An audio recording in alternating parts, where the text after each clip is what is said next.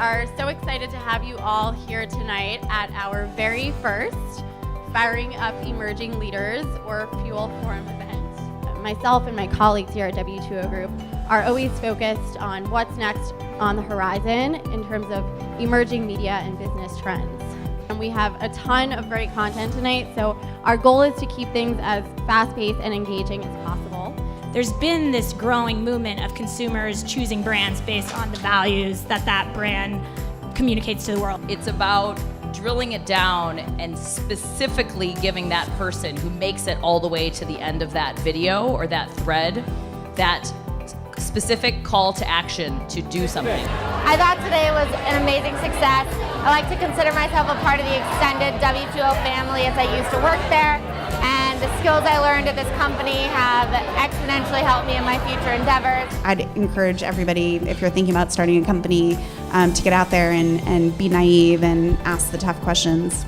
How do you think millennials and Gen Z are changing the face of media today? I think there's always going to be an audience for a written out story, but it's going to be interesting to continue to watch video kind of evolve, especially on social platforms like Facebook.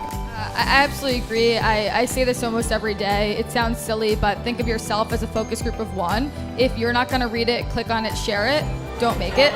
I thought that this selection of panels was so relevant and interesting. I think that if there's one thing that I would take back to my company, it would be that senior level employees should be looking to their emerging leaders in their companies. And so what I'm trying to talk about when I talk to companies is say, who is emerging in your company who's mentoring you?